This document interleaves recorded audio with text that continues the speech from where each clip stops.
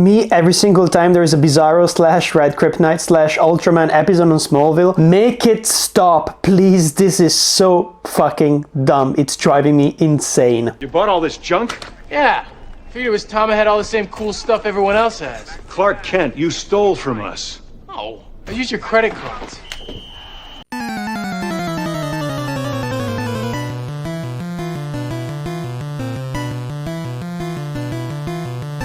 No! God, please, no! No! Welcome back to Torn Apart, and today we're doing something a little bit different. Some might even call it weird, because we're talking about something that nobody cares about anymore. We're talking about Smallville. Do you remember Smallville? Did you used to watch Smallville when it used to come out? Like in Italy, I think it was in the middle of the day, like around 3 or 4 o'clock when I was a child. And then I think the later seasons weren't actually shown on like normal broadcast television, so I had to wait and buy basically every single like DVD set in order to catch up and be up to speed. So basically I was never in tune with all of the Smallville fans back then, but thanks to Talkville, it kind of like reignited my love for the Smallville series. And since I got the Blu-ray edition of Smallville, so the remastered edition, a couple of months ago, I was like, you know what, let's rewatch it. I want to see if it holds up as well as I remembered. And you need to know that this is one of my like lighthouse kind of series, as in I've watched this a lot of times, like up until I think season 6, if not sometimes even season 7, but I think season 5 was peak as well. I think I watched all of those seasons at least 3 or 4 times. Like this is also why doing a rewatch is always hard for me, because I remember season 1 and 2 almost by heart. It's kind of insane. What do you think? I think it's the most beautiful thing I've ever seen.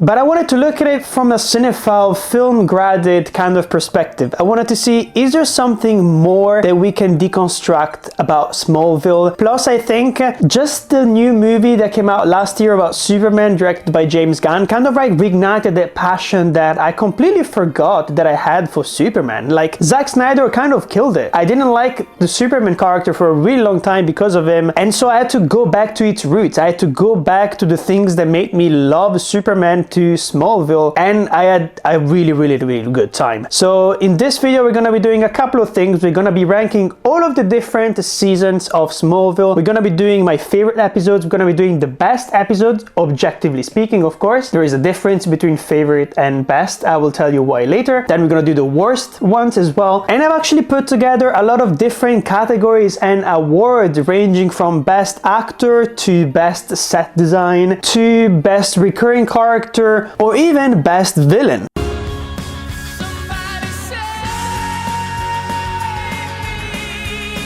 Let's start. We're gonna be starting with the seasons, and of course this is gonna be 100% spoiler filled. Honestly, I cannot talk about this, mostly because it's gonna be ranked in order of my favorite to my least favorite. So of course we're not gonna be starting from the very beginning, so there's gonna be a lot of spoilers.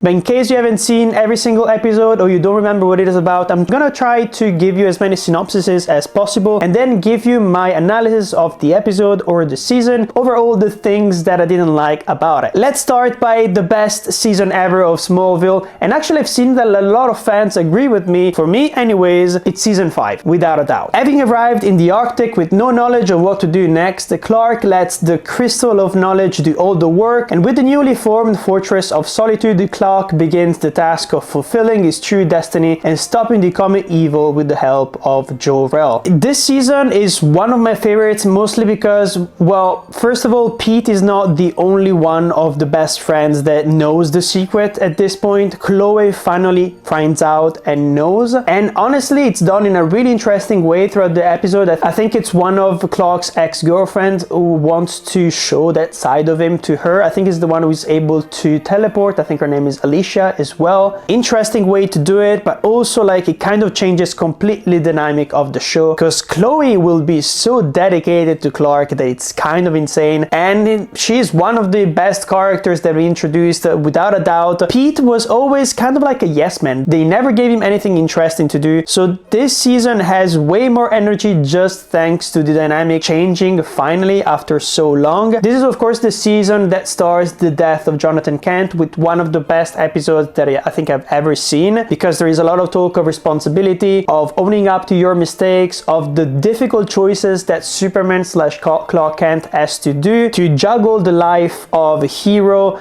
and his personal life as well. I really love that episode, and it's one of the most heartwarming ones without a doubt. There is even a moment, for example, where there is like old footage of Jonathan Kent playing with his son going on TV, and he's like waving goodbye to the camera. It's kind of like a goodbye to the fans and a goodbye to Clark as well, and that resonated with me as well, mostly because my granddad actually did that as well. Like one of the last pictures, good pictures that I have of him is of him like kind of like waving goodbye. So that moment like it really got to me, like honestly was insane, and it definitely has one of the most interesting villains and one of the best portrayals of this character probably in comic book history. We've got Brainiac, who's played by this actor that you probably know because he's been in Buffy as well. Incredible performance, and he's probably one of the only like characters they almost never overuse. Of course they try to bring him back in the next few seasons for a couple of episodes, but I feel like his arc is actually well handled, and he's one of those threats that actually feels realistic, and it's really like dark and so interesting, and I love how this season ends as well. To be honest, very often when I'm trying to rank these seasons, I was looking at what had the least amount of mid to bad episodes. So I'm not saying the season 5 is like one of the best seasons of TV overall, but within the context of Smallville, I think it's one of those seasons that has the best like arc when it comes to the villains. It has the best pacing as well, best character dynamics, and the least amount of disappointing or just plain boring episodes without a doubt.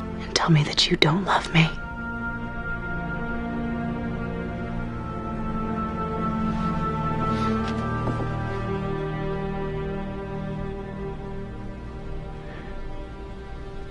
I don't love you. And my second place is gonna be season 8, and it might be a little bit controversial because this is the season where Michael Rosenbaum, aka Lex Luthor, is not appearing anymore. He's not part of the main cast, but I think that there was a switch. There was a huge like tonal switch when it came to this season. It was darker, and the villain was kind of disgusting, like doing really disgusting things. It really felt like we were like seeing Clark finally become an adult. It didn't really feel like a teenage kind of series anymore. It was starting to become an adult series. But what was it about? Let's find out. Clark begins his career at the Daily Planet, working opposite to Lois Lane, and Jimmy made it his mission to investigate Metropolis' new mysterious hero, whom he nicknamed the Red Blue Blur, and comes dangerously close to unearthing Clark's secret while simultaneously planning his wedding to Chloe. As he thought his life was coming together, everything was ripped apart by Doomsday, aka Davis Bloom, a Kryptonian monster that turns out was sent to Earth at the same time as Clark and grew up in his shadow. I feel like the Doomsday Davis Bloom storyline was incredibly well handled. The mystery around him, or even the fact that we as viewers knew what was going on before everyone else, was kind of nerve-wracking. And the wedding episode, with kind of like the fan footage aspect as well, was so scary. Even though I think that the design of the creature has really aged poorly, it kind of looks like a villain from a Power Rangers like show. I think that the tone really puts everything together, and I feel like it starts really grim with that idea of Clark having lost his powers, the Fortress of Solitude not being there anymore, and I love actually how they bring back to the origins of Clark Kent when he came with the meteor shower like back in season 1. I feel like this is one of the most successful kind of like rewritings that they did in the entire history of Smallville, because every single season they're trying to introduce a new MacGuffin and they try to convince you that it's been there all along, but sometimes it doesn't work, and we're gonna address that later on. But Doomsday David Bloom and the performance of this actor here worked out really well. I felt really sorry for him, but at the same time, it made sense. The way that it corrupted him so much to the point that he was not being able to be saved. But it does star one of the worst episodes of the series without doubt. I'm gonna tell you which it is later on. We're gonna go deep into that. I also really like the storyline of Chloe having that superpower of healing people and then being able to use basically Brainiac's powers as well, and that being used as like a plot device for why she starts getting close to Davis Bloom. Incredibly well handled, without a doubt. I just think that the idea of her not being 100% behind Clark in this season and going more closer to Davis was sometimes cringy, like way too much drama going on in this season, but without a doubt is still one of the best ones. And I suppose the only bad things I could point out in this season was Tess Mercer being introduced, who I really didn't like and I never liked until the very end of the series. And the return of Lana Lang made no absolute sense, and it was just very cringy. Like, they should have let it die a long time ago, and I really don't get why they kept pushing it, especially because this is the season where he starts coming together with Lois Lane. There is a bit of a flirtatious thing going on, and it kind of sucks that they kind of delayed the Lois Lane relationship even more. And next place I'm gonna be putting season 3, and in this one Clark returns to Smallville after his self-imposed exile in Metropolis to face his problems. His and Lana's relationship ends faster than it begins. He meets Perry White, learns more about his biological father Jor-El, and gains a new ability, super hearing. I feel like this is one of my favorite seasons, mostly because of the Lex and Lionel arc, with the idea that Lionel basically like orchestrated the murder of his parents to basically become rich much faster and build his entire like enterprise around that, and his like legal ties to the mafia of Metropolis basically, and the idea of trying to erase this memory from Lex and making him go insane. It was kind of hard because I feel like the first 2 seasons we have a version of Lex that is kind of like young adult, as in like he's a bit stupid, and we don't really know what his place is. And this is the season where we're getting into the real shit. Like, we're starting to understand what Lionel actually did to him, and we're seeing it with our own eyes, not just through flashbacks. So I feel like it worked so well. The incarceration of Lionel was such an interesting thing to explore as well. And of course, this season here ends on one of the biggest cliffhangers ever. I wish I could go back in time and live through it. The idea of all of these like bombs like exploding and Chloe being believed dead, for example, and I think Lex gets poisoned. I just really love that, with the montage of him being in prison, I think, and getting his head shaved. Incredible work. The only reason why it's so low, mostly because we're in season 3, so of course we still have that kind of monster slash freak of the week thing going on. Hey, I've been looking for you.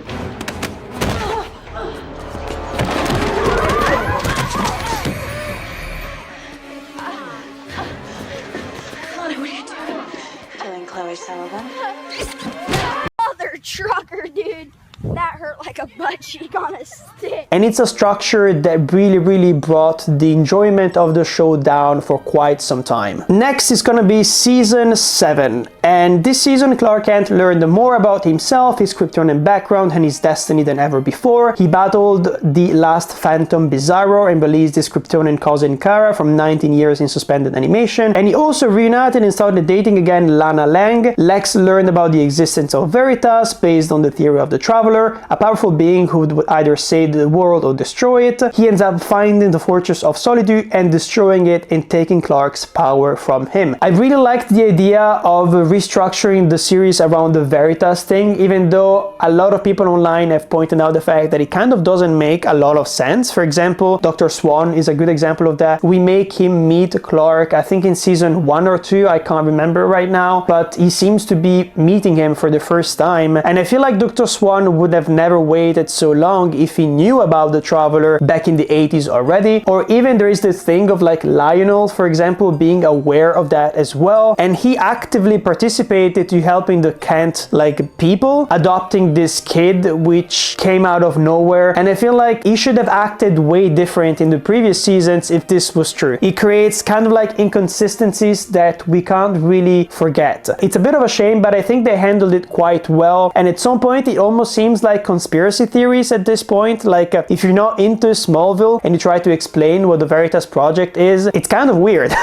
It's definitely weird. One of the things I don't like about this season, it probably has to do with Lana and Clark once again. We're getting really close to the end of the show, and they're still doing that will they, won't they thing where they're not able to connect for one reason or another. And to be honest, this time around, it's mostly because after the divorce with Lex, she's traumatized a little bit too much, and basically she's unable to become the version that Clark fell in love with a long time ago, and they just do not communicate, and it's just incredibly annoying. A lot of forced drama that really drove me insane. And Kara has been a character that basically we didn't get to know that well, to basically just turn her into an amnesiac and not use the real character of Kara for such a long time, and then to send her off to do something else was just so weird. I feel like it's one of those things that the writers were afraid of, because if there are two Kryptonians in the show who are good, what is there to do? Like, what is the threat? You know what I mean? Like, when it comes to Clark, they know how to write around them so that we still are afraid for him. But if you have Kara and Clark, like, it feels like they should be almost invincible, you know? So there is always this struggle of like, how do you fit Kara into things? And I feel like they never figured it out. And I think she's one of the least interesting parts of this show, without a doubt. Then we've got season 4, and Clark has returned, though he isn't his usual self. Clark has been reprogrammed by Jor-El to seek out the Stones of Power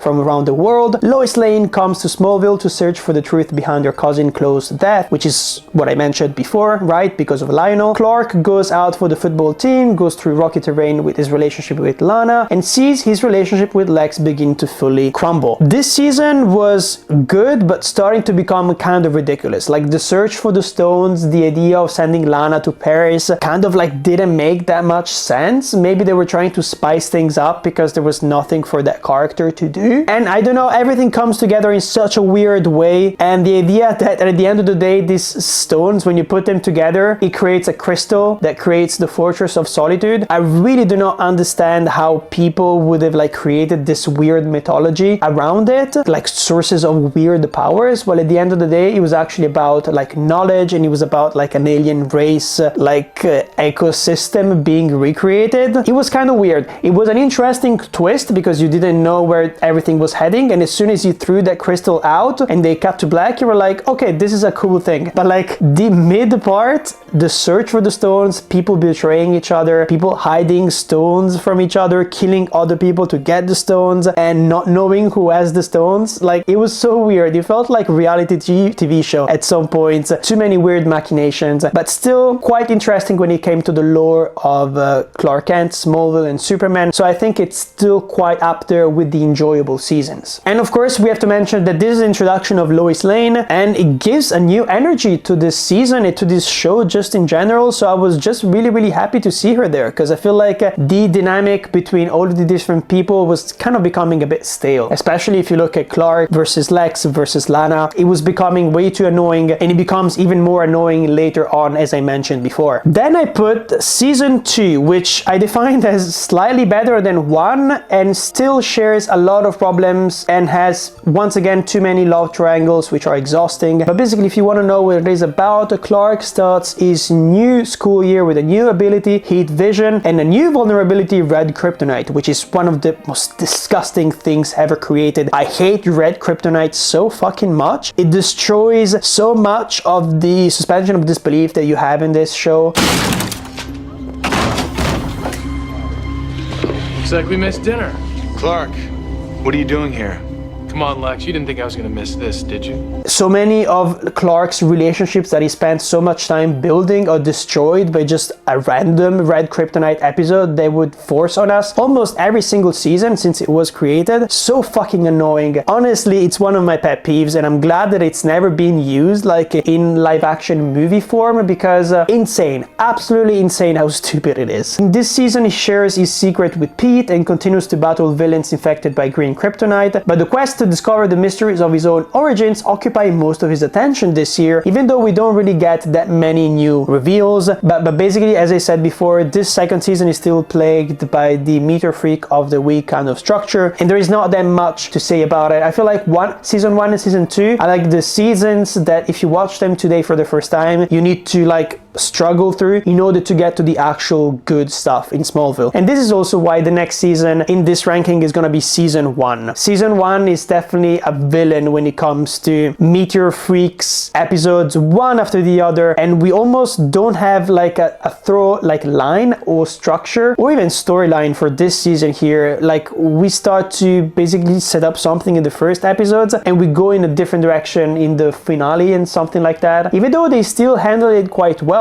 most of the Smallville finales were actually quite interesting, but still this is the season where you didn't know exactly where this was heading, and sometimes it can be quite annoying, especially when you have 10 seasons to get through. I get it. Maybe I don't need to say it at this point, but season 1 tells the story from his first year in high school. Almost every week he battles a new villain with superpowers bestowed from exposure to the meteors, and he's supposed to be in between 14 and 15 in the first season, and when I looked at it I was like, wow, he does not look that age, and most of the things that he does do not seem to be done by a 14-year-old, if you know what I mean. So forget that thing that I just said, because it will destroy your suspension of disbelief without a doubt, especially seeing it today. The next is gonna be season 9. We're getting into really bad territory. Like, to be honest, like if I said season 1 and 2 sometimes are almost unwatchable, season 9 and 10 are, I think, without a doubt the worst season of Smallville, and I kind of binged it relentlessly because there was nothing going on sometimes in episodes, or it was such a repetitive thing that they did previously, like rethreading character development arcs that they've introduced in previous seasons. But season 9,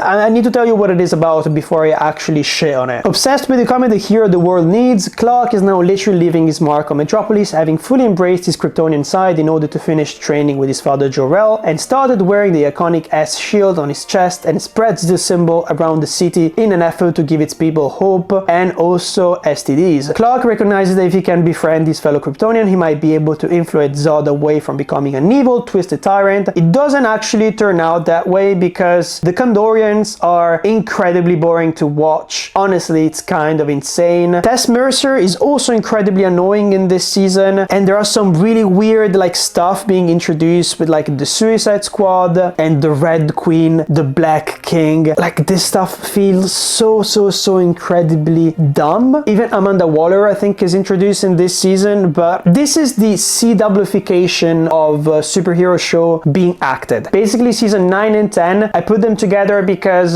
this is the reasons why The Flash, Legends of Tomorrow, Supergirl, and all of those series didn't work for me in the long term, because there are almost no stakes and it's incredibly like dramatic, but in a boring way. It feels like reality TV show superhero mode. Like honestly, like season 9 is so incredibly bad. I hated a lot of the different performances, and as I said before, the Kandorian kind of plotline doesn't make sense at all. Actually, I need to talk about it right now. So basically, to give you a bit of context, if you don't know, when it comes to the Veritas plotline, there was this sphere that was sent to Earth. Its purpose was basically to help the humans get away the powers from Kryptonians if they turned out to be evil. So it was something that was left there for the humans to defend themselves. This is the first thing that we know about it. It will get way more convoluted later on. So this we can accept, right? Takes away Clark's powers only momentarily, of course. It destroys the Fortress of Solitude only momentarily, of course, because the fortress just keeps going back and forth. It's kind of insane. And then this sphere here starts talking to Tess Mercer and is trying to convince her to fulfill some kind of prophecy, help Clark fulfill his destiny, and basically once Clark defeats Doomsday, the Condorians come out of the sphere. It's so fucking weird. So basically the sphere was created to help the humans protect them against Kryptonians, but at the same time it is holding on the cloned versions of Zod, the Condorians, and Jor-El as well. And once you kill Doomsday, or Clark kills Doomsday, they will be released, but without their powers. So through a flashback we actually realize that Jor-El created this sphere. So I have no idea why he would create a sphere that would eventually like take away the powers of his son. Let's just say that he didn't know that. No idea why the sphere would be able to be activated only when Doomsday died because actually they don't kill him. I will address that later on because it's one of the worst episodes ever. Knowing that Doomsday is actually Zod's son, as in he's not his biological son, he's being created by scientists, but he holds his DNA as well. Why would the death of Zod's son make Zod and Zod's army come back? No sense. It's completely weird. Like, this is one of those things where you're sitting there being like, it's a MacGuffin, then MacGuffin way too hard.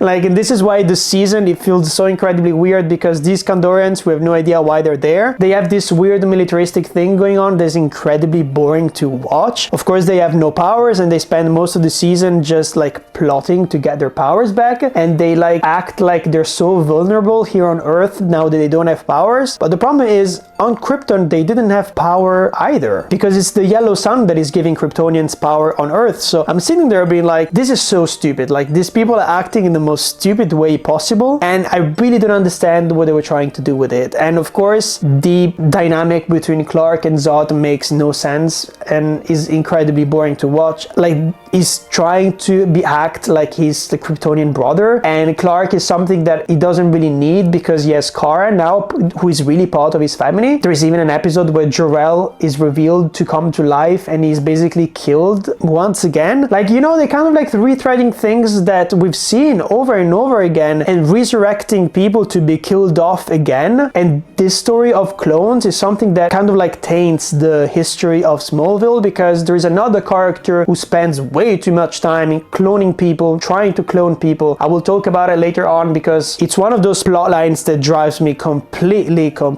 insane. But let's move on, because there is something worse than season 9, and it's season 6. This season provided the show's first glimpse into the Phantom Zone. The destinies of Lionel and Lex play out in the aftermath of Lex's possession by Zod and Lionel's adoption as the Oracle of Jor-El. Several criminals escape the Phantom Zone, with Clark and the other characters, Jimmy Olsen, Oliver Queen, and Martian Manhunter, being introduced in this season. Lana and Lex's relationship dissolves when she discovers the truth about her pregnancy while simultaneously discovering Clark's secret. This season has one of the best episodes that I'm gonna mention later on. I'm kind of like teasing a lot of stuff here. That I'm going to mention later on. I hope that I remember to do it. But this season is down here mostly because it's not that exciting to watch. Remember when I was talking about good season of TV at least having an interesting through line? And the through line of this season is the Phantoms. It's interesting that they're there because it gives kind of like an interesting consequence of Clark being sent to the Phantom Zone by Zod. But at the same time, it's the only thing going on in this season. And the Phantoms are not really like, they're kind of monster of the week's thing. They're not really like villains of an entire season, if you know what I mean. They don't have that kind of like gravitas to them. And of course we end the season with a lot of weird episodes with Bizarro as well, which is one of the most used and uninteresting like character things that they did with Clark. It's kind of like Red Kryptonite pushed to the limit at this point, especially when it comes to how it's handled with Lana as well. So annoying, so incredibly boring to watch. But this is not as bad as season 9 when I think about it. It's just that it's incredibly mid, so it makes it not interesting. At least season 9 you're there being like, I don't remember what happened because I only watched season 9 and 10 I think like once. So for me it was a bit of a surprise what would happen next, because I don't remember all of the episodes. But season 6 I remembered it quite clearly, and it was such a hassle to go through.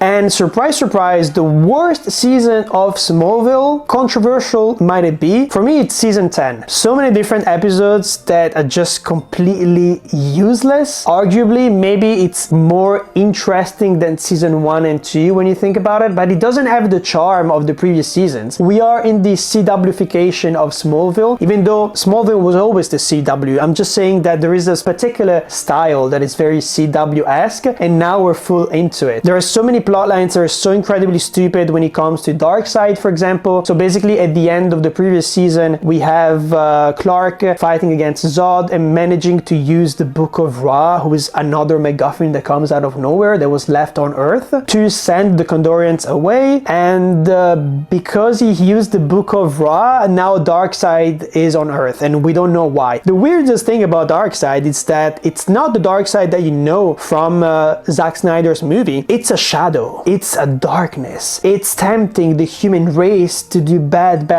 things. And it's not even with the Condorians, where at least they were doing some weird experiments on humans that were kind of interesting. No, this time around, it's like this old lady who has been possessed, this other young guy, and this other white guy. And they have no personality at all. And actually, the old lady used to be the mistress in Tess Mercer's school, which is now a school that is training badass, Darkseid warriors. It's so stupid. This season is so incredibly stupid, and it actually stars the wedding of Lois and Clark, which actually doesn't really end up well, but it's one of the most pathetic weddings I've ever seen. It has the moment of oh no, something is about to go wrong, and then Chloe's like, no, don't do this. Then Oliver Quinn's eyes go completely black because he's possessed by Darkseid, and they start fighting in the middle of the wedding. Everyone is asked to go outside. It's so incredibly cringy. It's so incredibly bad. And I feel like this season is so stupid also because it starts with basically Clark having saved everyone from Doomsday, having saved everyone from the Condorians, and Jor-El still being like, oh, you're not ready to be the hero yet. And he basically just shuts everything down. He doesn't want to talk to him anymore, and he creates distance in between him and Kara. Even Kara had become a recurring character coming once in a while because she decided to disappear, and she disappears once again by the end of this season.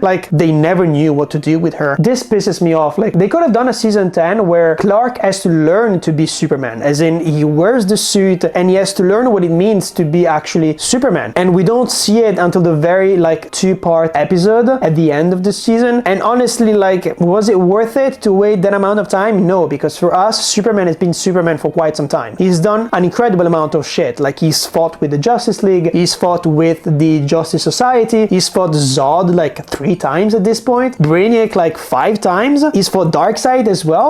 Most of the villains, they're iconic, he's fought them. So he's already Superman. Don't try to convince us of the opposite. So for me, season 9 and 10 were the seasons where they were trying to stretch things too far. And actually, I agree with the actors. Michael Rosenbaum says this a lot of different times, that the show was supposed to end with season 7, and then they stretched things too far. Maybe season 8 worked out because of some magical reason, but 9 and 10 for me were never supposed to happen. And the idea of the clones of Lex Luthor coming back once again, and Lionel, even though he's dead, he's being brought back to life because of an alternate version of Earth using a weird mystical thing, and we've got an evil Clark coming from that version of Earth as well. Actually, I don't remember if this is 9 or 10, but I think it's season 9. It's one of those things that I don't want to see anymore. Evil Clark, we've seen him over and over again, and Lionel was such an interesting character. They use him again at the end by becoming the vessel of Darkseid. He basically sells his soul to give new life to one of Lex's clones. I know that I sound crazy when I talk about this stuff. Honestly, it's crazy because it's so stupid. Honestly, it's so disappointing. I finished and watched the last 4 episodes last night, basically, and I was sitting there being I almost wish I stopped long ago.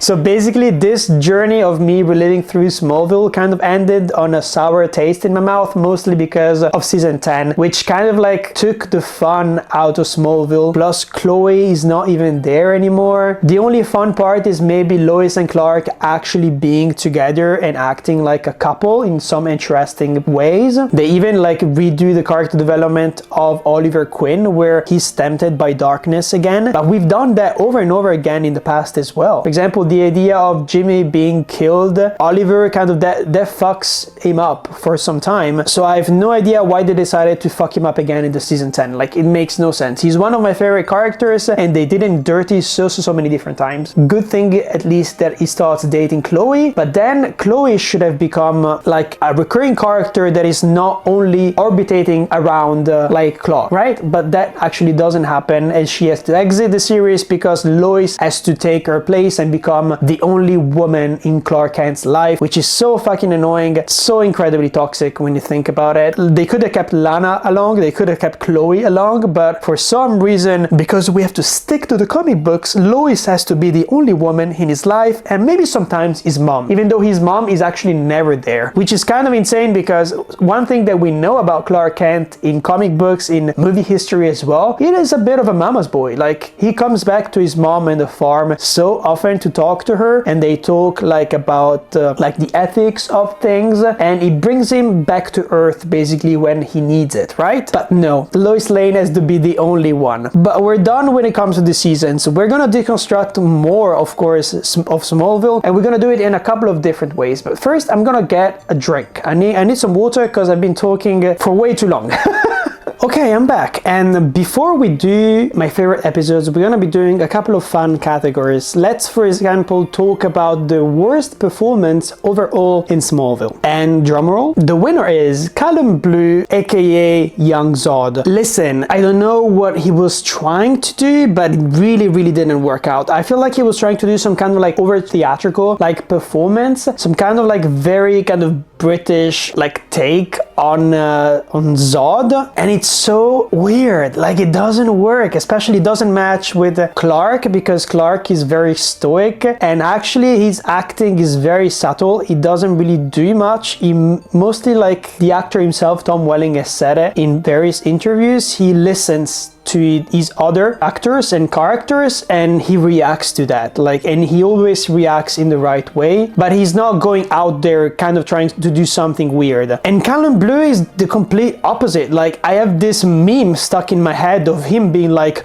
Neo before Zod, like he's enunciating every single word that comes out of his mouth, and it's so incredibly weird, and I really don't buy him as also like this big political like figure. And the idea of him being the ruler of these Kandorians, they betray him so quickly, nobody trusts him, even within his friends and people who have actually fought with him, because they're basically all militaries. So he makes no sense. He doesn't have a lot of screen presence either. I don't see him as someone threatening. Like, I feel like Lex Luthor being possessed by Zod in the previous seasons, that was way more scary. He had way more like presence on screen, and as I said before, maybe because he's linked to one of the most like underwhelming plot lines in Smallville's history, like the Kandorian plotline and the building of the towers, because basically they find out this way of changing the position of the sun, like creating some weird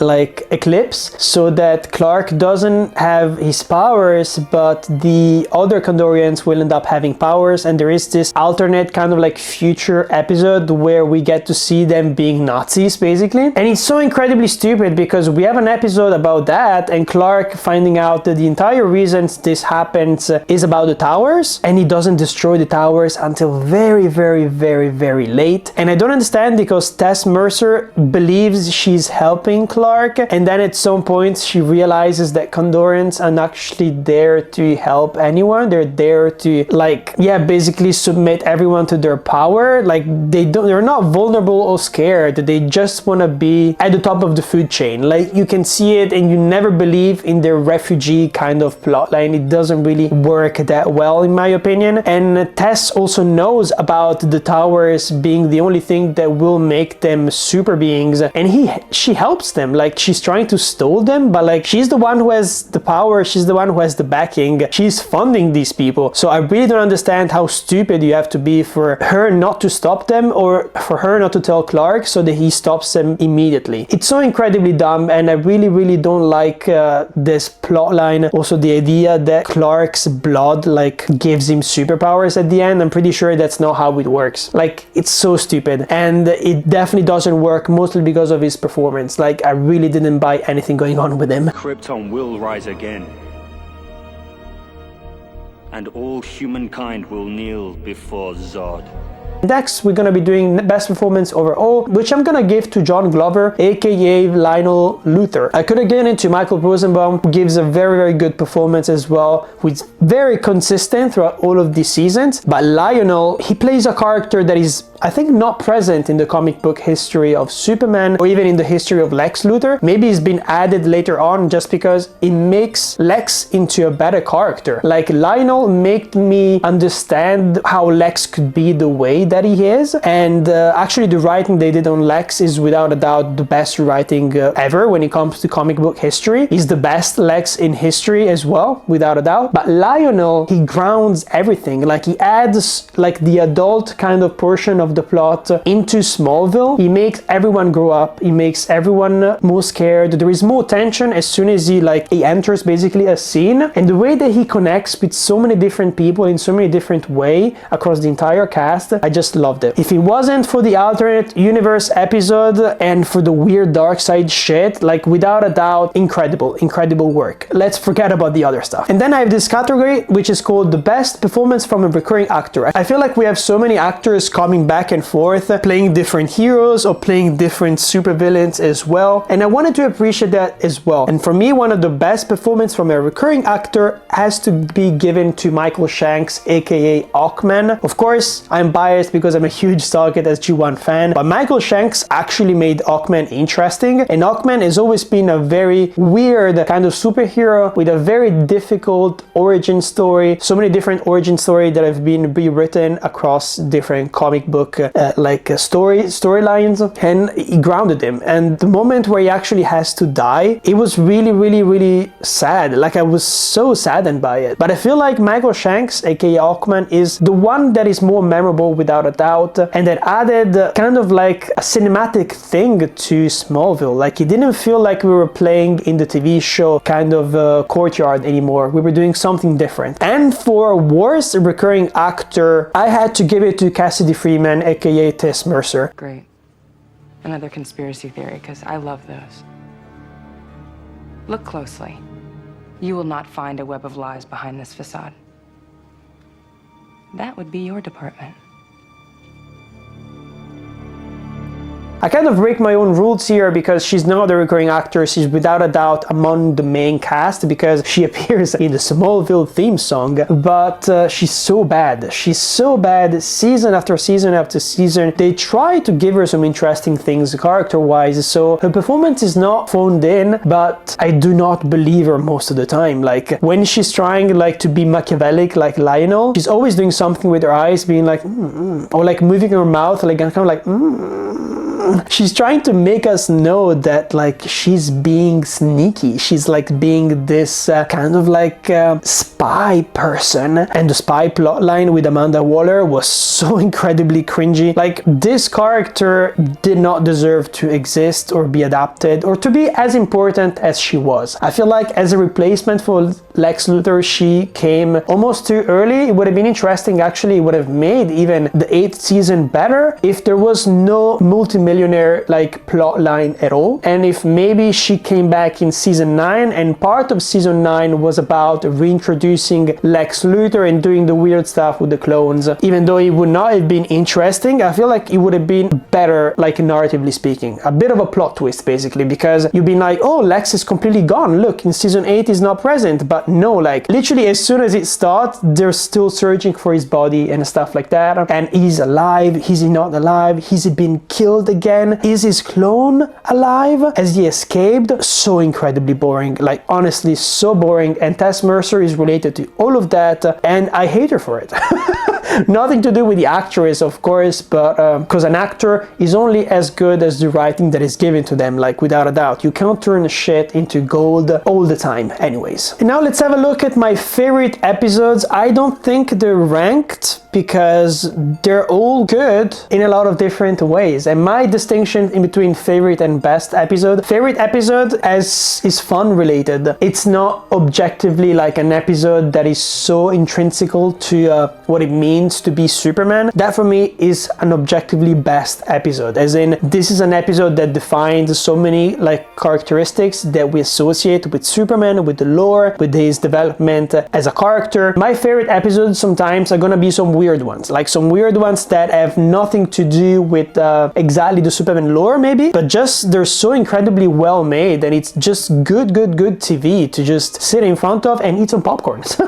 Let's start, for example, with Season 4, Episode 5, called Run, the introduction of Barry Allen. After Jonathan's wallet is stolen, Clark chases after the thief, but is stunned when he cannot catch him because, surprise, surprise, he is the Flash. Then we've got Season 5, Episode 19, called Mercy, and this is a Soul-like episode. It's incredibly well edited, it's incredibly fun to watch, and I feel like you could watch this even without knowing anything about Smallville, and it makes you feel about Lionel, like you scared for him, even though like he's been the villain of this series for so long, or he's been like an ambiguous character. I just like the themes and where everything is explored in this episode here, in contrast with the one before, where it's just a really cool introduction to like this young superhero that is turned around thanks to just how good Clark Kent is as a character and as a human being. But basically, if you would like to know more about Mercy, it's about Martha and Lionel, who are caught in a dangerous cat and mouse game by a vindictive former Luther Corp employee, and Clark has to save Martha, of course, but he doesn't want to risk revealing his powers to Lionel in the process. Then we've got Season 6, Episode 11, which is called Justice, and it's the introduction of the Justice League. There are so many different plot twists in this episode. It's just a beautifully paced episode, and they played well with the budget as well, in my opinion. And there is this moment where, for example, Barry Allen is captured by Lex, and he puts him in this cage where basically he's forced to run around, otherwise he's gonna be electrocuted and killed. And it's one of the most like Lex comic book things that he could have ever done, and I really love this episode because of that. But if you'd like to know more, it's basically when Clark is reunited with 4 different superpowered heroes. We're talking of course about Victor Stone, aka Cyborg, Arthur Curry, aka Aquaman, Bart Allen the Flash, and Oliver Queen, aka Green Arrow,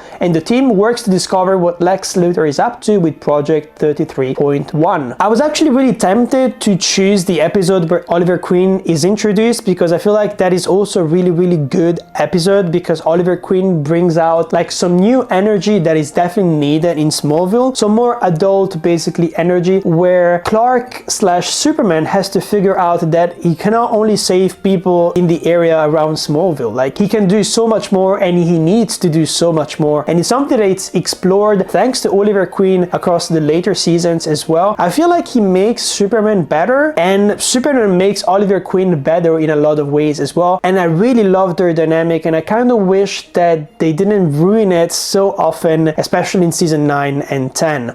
Then we've got Season 7, Episode 16, which is called Descent, and it's basically when Lex starts deleting Lionel from history, and the Secret of Veritas leads Lex in a dangerous direction that puts Clark and Lex, of course, in each other's crosshair. And basically this is the episode where Lex kills Lionel, like he's sick of his shit and his lies, and Jimmy caught him in the act. He takes a picture of it, and there is this moment of like them zooming in the picture and like enhancing it and seeing like basically Lex being there, pushing him out, and it's a moment that could have been cartoonish, but it was incredibly dramatic. Like there is even this moment of Clark finding Lionel's body at the bottom of basically Lex Tower, and the episode ends with them going to the funeral, and no one is there because basically Lex wants to delete Lionel from history as much as possible, as I said before, and Clark still decides to go, and they're looking at each other almost like brothers who like don't trust or love each other anymore. But I always loved how they created this dynamic between Lex and Clark. I Actually, I think it's one of the most interesting aspects ever in like comic book,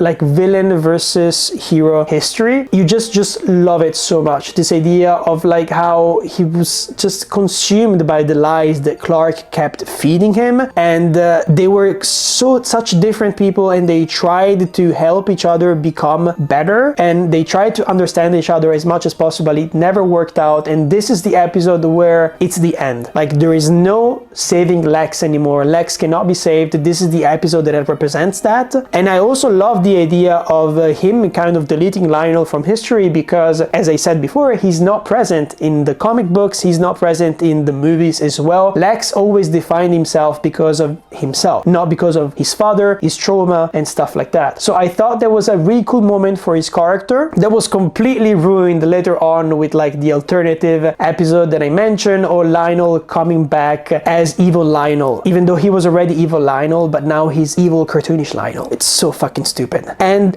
my last favorite episode that I'm gonna mention is a one called Abyss, which takes place in season 8 episode 9, and it's basically when Brainiac begins removing Chloe's memories one by one until the only person she remembers is Davis, and Clark realizes the only way to stop Brainiac from taking over Chloe's mind is to rebuild the Fortress of Solitude and ask Jor-El to heal her. There are a lot of really cool kind of like eternal sunshine of the spotless mind moments here that I really love. Here we've got finally the storyline of Brainiac kind of like corrupting Chloe, reaching the absolute like top, like there is no going back from there. The only thing I don't like about this episode is that Clark lies to Chloe once again because he believes he doesn't want to burden his friends with his secret. Again, at this point, this is one of the worst things that Smallville ever did. Like this idea of burdening his friends, his loved ones with the truth is so stupid. It creates so much forced drama, and Chloe, her life has become better thanks to Clark's truth. Like she's become even a better reporter, and I never understood why they took her out.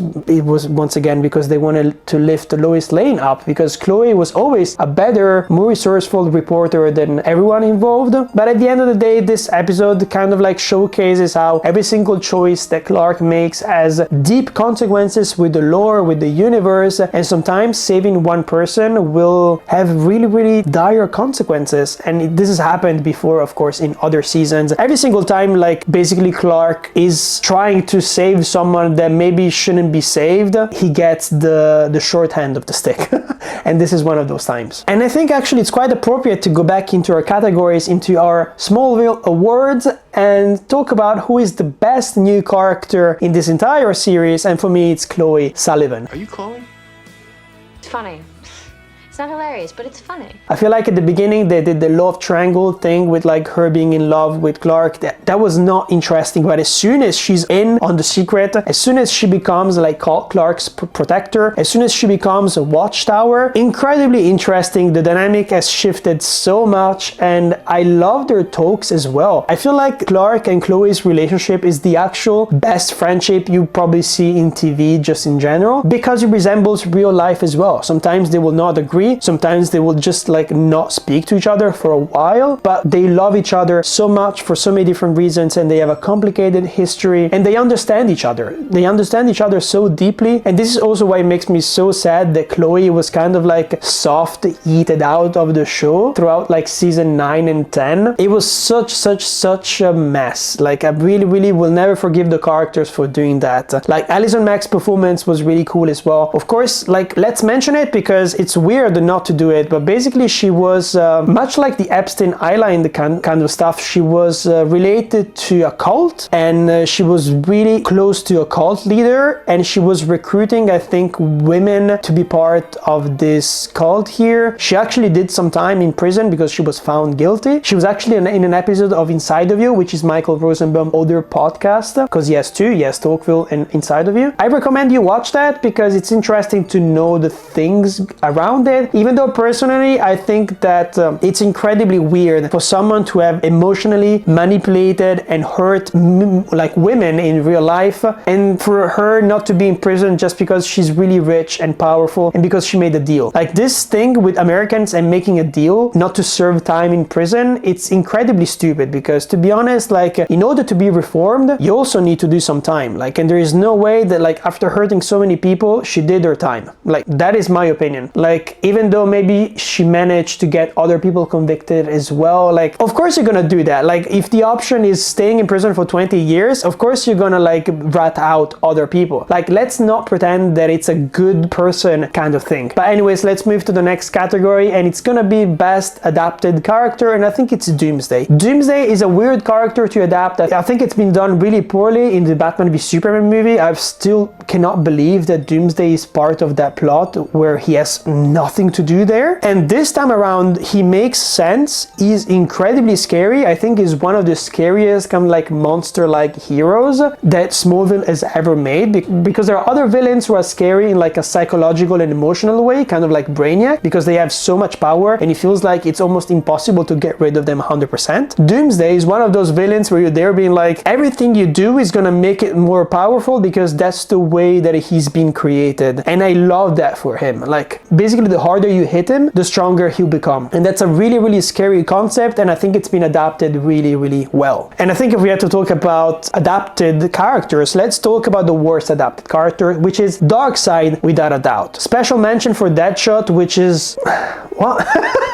Such a weird episode. Like, I want to take it out of my mind, especially because we've had such better adaptations of that character. Darkseid is like a dark fart cloud. He's like the Galactus from 2004 kind of like adaptation of that character. So bad, so bad. Honestly, like, to end a 10 like season run of a show with like such a weird character that never has a physical manifestation. He's only like a darkness that possesses people. So I feel like they completely like ruined this character, and the idea that they even like brought like his planet Apocalypse to smash it against Earth as like a final like threat at the end of the show. Like, it's not something that is teased, it's something that happens literally in the last 2 episodes, and you're sitting there being like, oh, so this is what it was building towards to, even though doesn't make sense, because like a theme that goes across all of the different seasons when it comes to the villains, especially the Kryptonians, they always want to like basically dominate Earth and the people there and kill Clark. So an idea of having Darkseid who wants just to corrupt everyone on the planet, and that corruption kind of like is used as a magnet to bring his planet, which is gonna smash against Earth in a big explosion that will annihilate everything. I'm sitting there being like, what is the purpose? Like, if you're trying to do like an apocalyptic kind of villain, like, you didn't do it really well, because what was the purpose of like possessing people? You could have just like organized a nuclear holocaust kind of thing, right? If you were possessing people, it wouldn't have made sense. But maybe they realized that they were already trying to do that with Brainiac in the alternate like universe kind of episode, because there is another alternate universe episode that I didn't mention where basically Lex Luthor is president. Maybe they were like, we cannot do that again, let's do something different. And what is scarier than a huge planet coming towards Earth, especially since Superman ends up just flying against it and pushing it away. Wow, Darkseid, well done. It's so fucking weird. We did it! We did it! We did it! We did it! Ellie, we did it!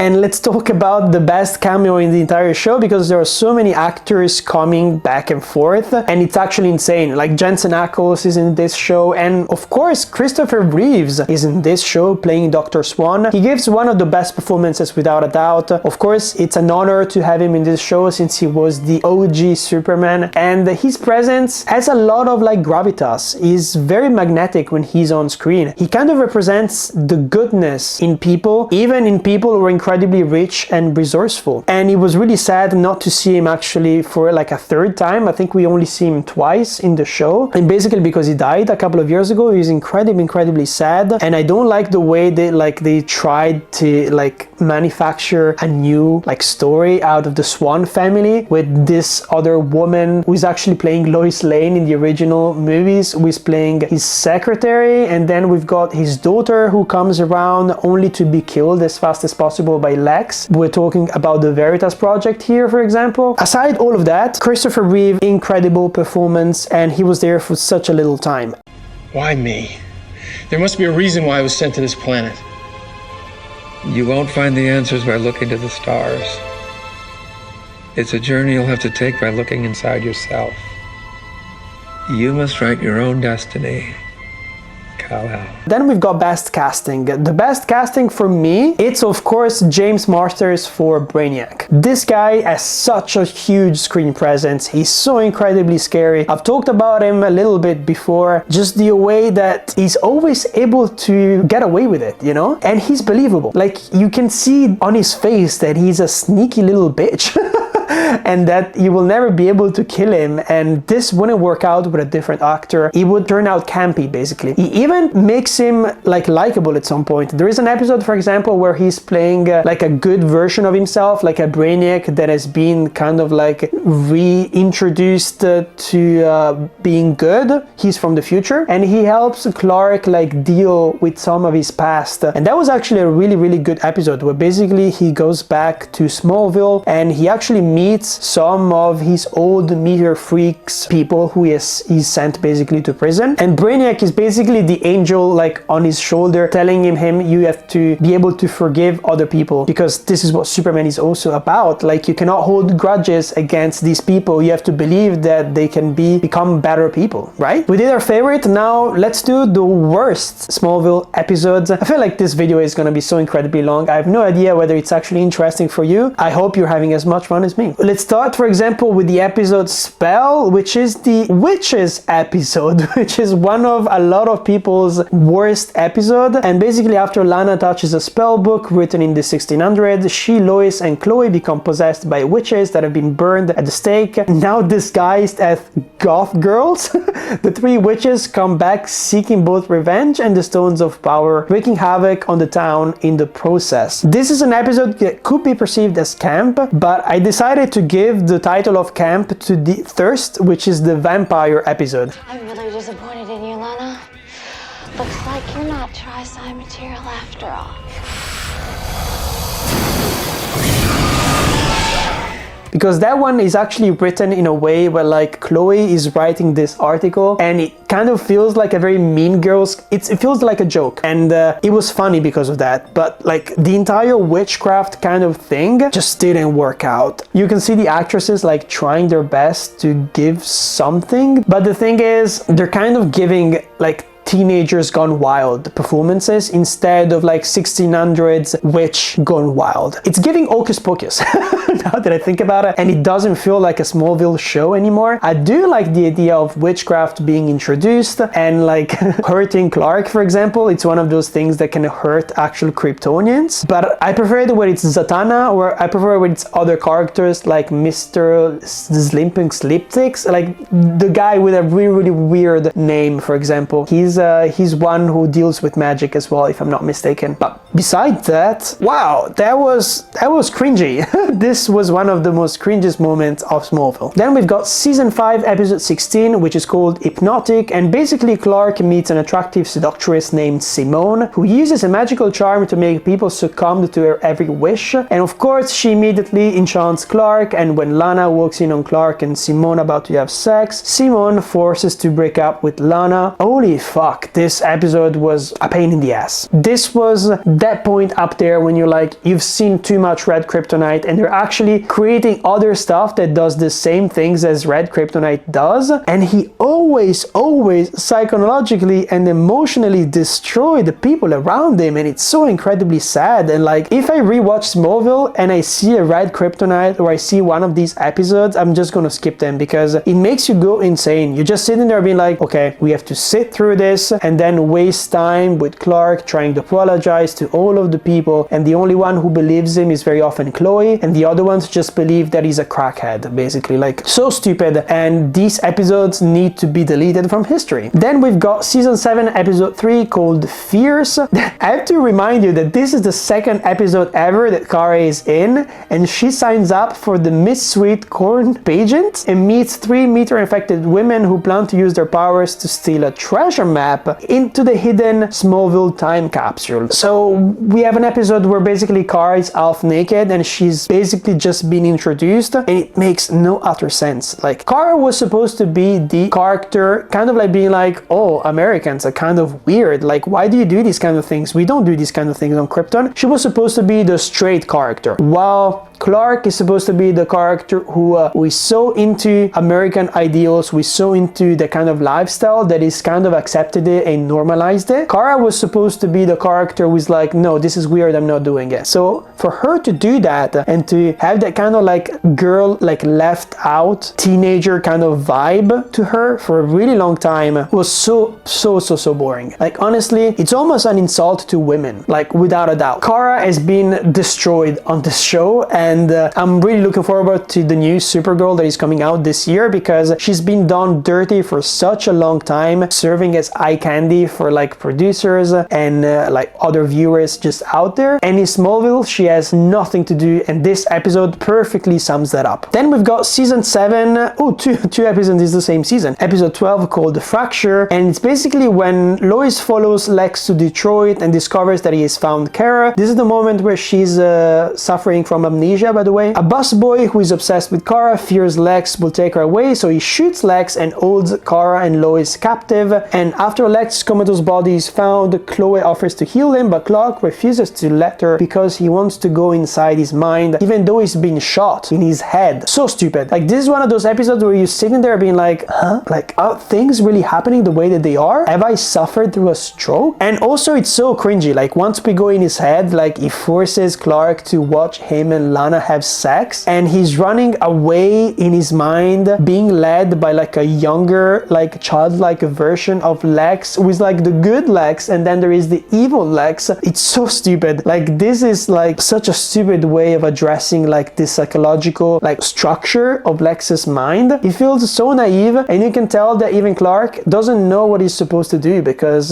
he doesn't have his powers. Like, it doesn't make sense for him to be there, you know, because he's not known for being very good at dealing with other people's emotional distress. So it's an episode where you're sitting there being like, this feels like a completely different show. I don't get it. Then we've got season 8 episode 22, and it's called Doomsday, and this is what I wanted to talk about, right? We got Oliver, who tells Clark that he must kill Davis Bloom, aka Doomsday, because he's a serious threat, of course, and he has to be stopped at whatever cost. But Clark struggles to take a human life, so the Green Arrow and his team, so the Justice League, decide to take matters into their own hands. And because of this, Jimmy actually ends up dying, because Clark is obsessed about saving Davis Bloom's life, trying to separate him from Doomsday. And I put this into my worst episodes because there's not an actual fight with Doomsday. Like, Clark basically takes Doomsday and pushes him into like one of the deepest like mines or something like that on Earth, and then he starts like an explosion so that everything collapses on him, is so that Doomsday is basically stuck under a pile of rocks, kilometers and kilometers under the crust of the Earth. He's stuck because we don't actually know if Doomsday is being killed. Like, we're not sure of that, because if he's not being killed, well, Clark has managed to escape. So if Clark could escape, why not Doomsday, if you know what I mean? So incredibly stupid, and of course very, very anticlimactic, because he's literally spending most of the episode like trying to save this guy who's been incredibly annoying throughout the entire 8th season, kind of like pushing Chloe away from Clark, for example, and ruining Jimmy's life as well, and killing so many people. Of course, I get it that Clark needs to try and save everyone, but this is the moment where he was feeling way too stupid. It feels like he was serving the plot more than he was actually serving his character, like inner personality and ideals, if you know what I mean. And it leads into a lot of really, really dumb things, where basically Chloe starts, well, going insane and being really angry at Clark because Jimmy died because of that, because he actually managed to separate Davis, but Davis is a fucking asshole, so he actually tries to kill Jimmy and he succeeds, and Davis ends up dying anyway. So that happens, I think, in the first episode of the season after, so season 9. So you're sitting there being like, what happened? Like, what was the point of that? And Clark should have been like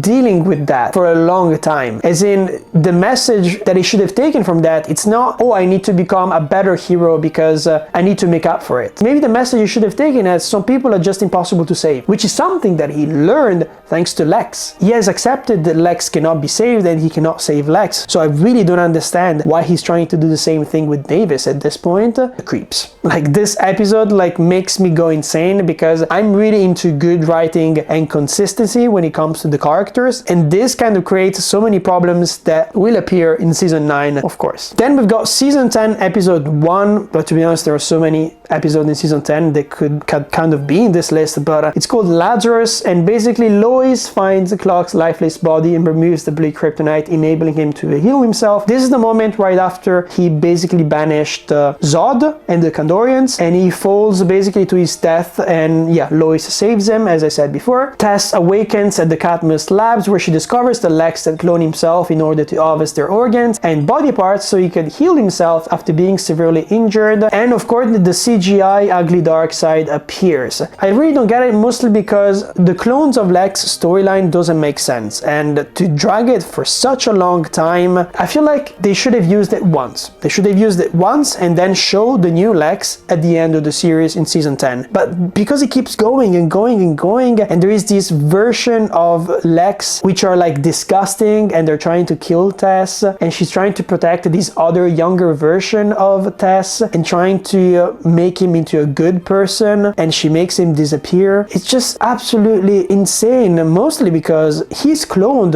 other people before successfully. Back a long time ago, he cloned his little brother into an adult man who was actually Clark's and Lois' boss at the Daily Planet for a while. And so I'm sitting there being like, he cloned him, he cloned Lana as well, because Lana uses a clone of herself to like fake her death basically at some point. And so you're trying to make me believe he wouldn't be able to clone himself? Why? It's so dumb. It's one of those things where they're trying to make him dumber than he is in real life, just because they wanna like extend the plot as long as possible, and they didn't want Lex to come back as soon as he did. But like, by listening to the podcast and what Michael Rosenbaum had to say, basically the reason why he's not in season 8, 9 and 10, or he's there just at the end of season 10 for a cameo, it's because he asked for more money and they were like, no. There was like a huge creative change like around season 8 and stuff like that, and he was like, well, we signed up to do all of these seasons. The contract was basically expiring, and very often when the contract expires, what actors do is they renegotiate the terms of the contract, maybe asking for more money, because well, they've dedicated so many years of their life doing that, and it takes a lot of like sacrifice. And this is also like why sometimes they're like, it's a bit painful to be the main character of a main season. It's better to be a recurring character, because you go there, you do your job, and then you can go back home and have a life. But if you're the main character of a season, it's obsessive amount of work, going to Comic-Con, doing interviews and stuff like that. And I feel like if Smallville came out today, it would be even worse, because today with social media, you got so many different outlets and people's lives are probably miserable. You have to spend so much time doing marketing these days, a lot less than back then. But basically what I'm trying to say is that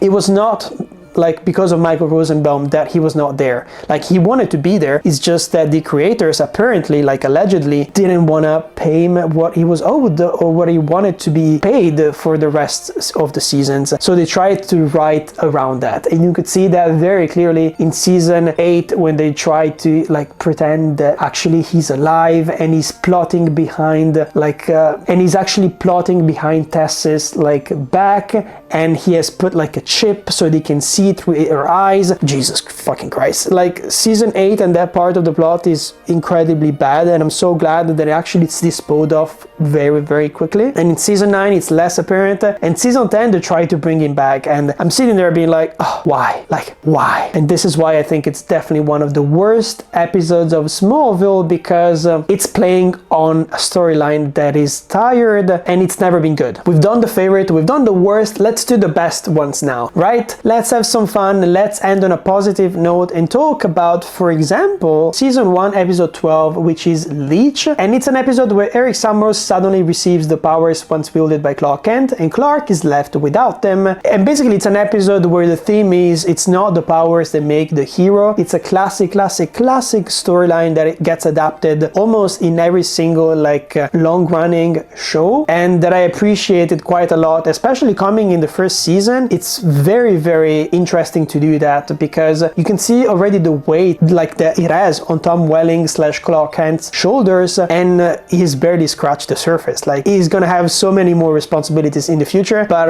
for me it's one of the best episodes without a doubt. Then we've got season 3 episode 8 called Shattered, and basically Morgan, Edge and Lionel conspire to break Lex's fragile psyche. Clark, Lana and Chloe try to help Lex, but Lana is badly injured and Lex is committed to Bellerive Sanitarium. This is once again exploring that idea of how the consequences to helping people hurt Clark Kent and the people around him. Like, the reason why Lana gets hurt, it's because Clark is trying to save Lex, even though at this point it's impossible to save him. And I love the idea of like all of these political machinations working against Lex, and it really shows how deeply upsetting the relationship between Lionel and Lex is. It's literally psychological torture. Like, it's insane. And I feel like this episode leads to interesting things like the amnesia later on with Lex. It's one of those things that is very well used, and amnesia in writing, especially when it comes to shows, is never interesting, but it is this time around because it's actually serving the plot overall and the main storyline of Lionel basically covering his tracks, even when it comes to pushing his son under the bus. Then we've got season 5 episode 9, aka Lexmas, and basically Lex is running for senator against Jonathan, and he's thinking about releasing some damaging information about him to the media, but Lex is shot while recovering this information and he falls into a coma, and he's visited by a ghost of his mother who shows him what his life could be like if he frees himself from his father. This is actually an episode that doesn't really start Clark that much, and actually I think for most of the episode he's delivering like gifts because Chloe needs help delivering gifts like for the Daily Planet and stuff like that. It's incredibly heartwarming and it's incredibly sad for Lex. Like, I love this kind of like turning things around and showing you really the perspective of being Lex Luthor. This episode does it really well. I feel like you could show this episode to anyone who has nothing to do with Smallville and they will still get like what it means to be Lex Luthor and why he needs to have that power, have that money to hold on to the things that he cares the most. And then we've got season 6 episode 16 called The Promise, and basically on the day of Lex and Lana's wedding, Lex receives a call from Dr. Langston threatening to tell Lana the truth about her baby, who doesn't exist, by the way, spoiler alert, and Lana begins to have second thoughts about marrying Lex. And Clark also comes to his own realization that he cannot let Lana marry Lex and decides to tell her about his secrets, and no one is prepared for what happens when Lionel steps in. I really like this episode, mostly because it's really well edited. You kind of like discover different things through different point of views. I'm kind of sad they don't do it more often, but basically a lot of secrets are being revealed, a lot of secrets are being like put under the blanket, like that people do not want them to be discovered, and you can really understand like the stakes of it, as in people like sacrificing so much to protect others, but they cannot let them know, but they're trying to let them know somehow as well. I feel like this is peak like Clark and Lana relationship as well. Like, this is the moment where they get each other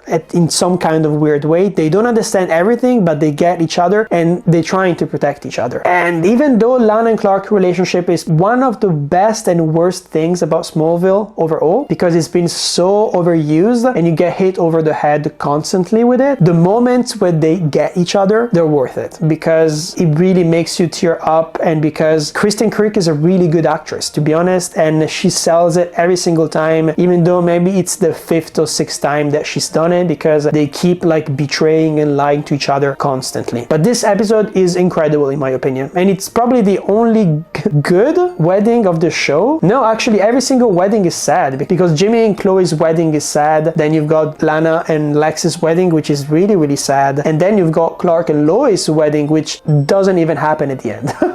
So this series is really against wedding. And then we've got season 9 episode 11/12, so I'm kind of cheating here because usually I only give you 5 of my favorites, and it's called Absolute Justice part 1 and 2, and there are so many things that are introduced here. We've got like Checkmate, Amanda Waller, Dr. Fate, Sandman, Manhunter, also he gets his powers back, plus we get a sneak peek of his true alien form, we get a Suicide Squad name drop, and also it sets up the fact that the Justice League and Watchtower, it doesn't really feel like a family as much as the Justice Society did. Like, I was sitting there being like, when was the last time that all of these people had dinner together? So I really enjoyed all of the heroics going on in this episode, and how they like go really well with what everyone is going through, emotionally speaking. And basically this entire season was also about how they were trying to deal with Jimmy's death, and by doing that basically they focus on helping others and becoming the hero that they need to be to save everyone, and they forgot to be human beings and be friends. Like I was sitting there and being like, when was the last time they had a Christmas together, they had Thanksgiving together, because those episodes were always incredibly fun and heartwarming. And so this episode made me feel nostalgic for that as well, but it worked well within the story of all of these people and these new characters that they've introduced. So it was a highlight. It was better than the Justice League episodes without a doubt, just because there was more budget, more CGI, well done things, and more stakes as well. This was a classic comic book story when you think about it, and it still worked out quite well within the Smallville show. Okay, we're done. We did most of the things that I wanted to do. We have a couple of categories to go through, and then I'm gonna let you go. I'm gonna let you go back to your lives. But worst villain in Smallville, I had a joke one, which is Green Kryptonite, because they really overused that in the first few seasons, and he was sitting there being like, again, like, can you not come up with better things? And they actually did in the next few years. No, but my worst villain without a doubt has to be Darkseid. It's a bad adapted character, and it's also a character that has no stakes when it comes to Superman. Like, he's done such incredible things now when you think about it, so why do you give him to fight like a fart cloud? I don't know, so stupid. And if you've got worst villain, we have to talk about the best villain, which is unarguably Lex Luthor. This is the show that made me care about Lex Luthor. This is the show that made me understand Lex Luthor. This is a show that made me miss Lex Luthor, but I think they handled it quite well as well when he departed. And when he came back at the end of season 10, I was like, damn, Michael Rosenbaum, you're good, because he brought it back. He really brought it back. You and I, we will both be great men. Because of each other. We have a destiny together, Clark. Only on different sides. And even though that they gave him amnesia because they wanted to fit within the comic book like lore as much as possible, and of course Lex cannot know who Superman is, I hated that, but Lex was still the biggest nemesis overall. He's such an emotional manipulator when you think about it. Like, everything that he does to Lana Lang to keep her around, like, there is a lot of love bombing going on, a lot of lying, and a lot of like pinning her against Clark so that she doesn't notice that basically he's doing the exact same things, that he's giving her information that he wants to give, but he's lying about a lot of other things, and lying about the pregnancy, like feeding her so much like garbage as well. You were right about me all along, Mr. Kent.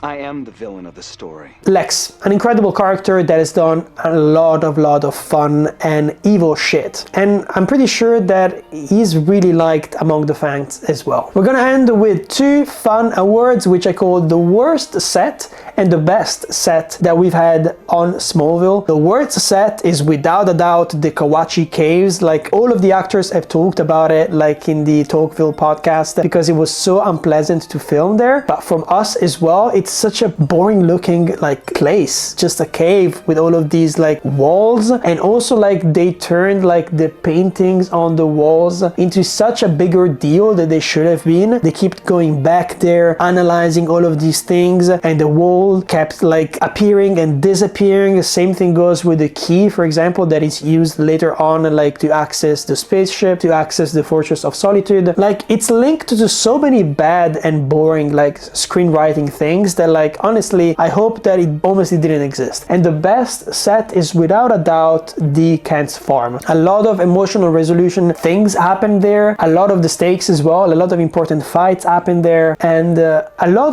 of the most important formative moments for Clark happened there as well, when he was with his family. And I feel like the link that they created between Jonathan and Martha and Clark in this series is one of the stronger ones we probably ever had. This is also why I found it so weird that Martha disappeared in the later seasons, while they really handled it well with Jonathan, and they made him come back for a couple of like ghost cameos, which turned out well most of the times. He's probably the only character who died and came back and didn't overdo it. So well done when it comes to that. But this is basically it. Like, I actually have a lot of different tweets about Smallville because I was obsessed with Smallville for like 6 or 7 months, starting from July of last year. So I'm gonna show you some of my tweets when I complain about things that maybe I didn't have the time to go into like today, because this video is probably going to be incredibly long, but enjoy these ones anyways.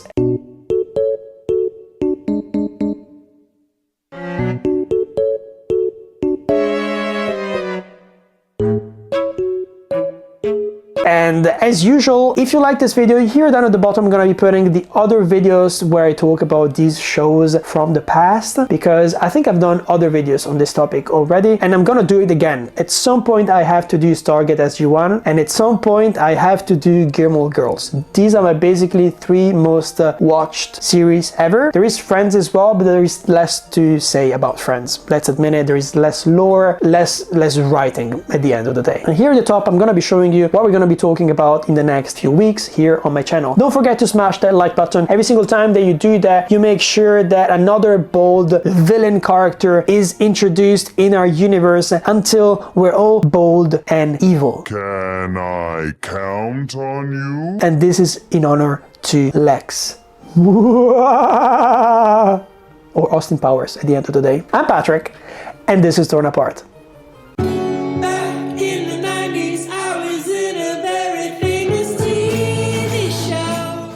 Previously on Smallville. Clark, you could have hooked up with any girl you wanted and you chose me. Why do you think that that is? You dose me with red kryptonite. Makes me do things I don't want to do. No, I don't think that that rock forces you to do anything, Clark. Maybe it dampens your inhibitions, but Clark Kent got himself into this situation, okay? Clark Kent asked me to marry him. Clark Kent brought me up to this hotel room to make love to me. Da da da da da da da da da da. Da da da da da da da da da da da da da da.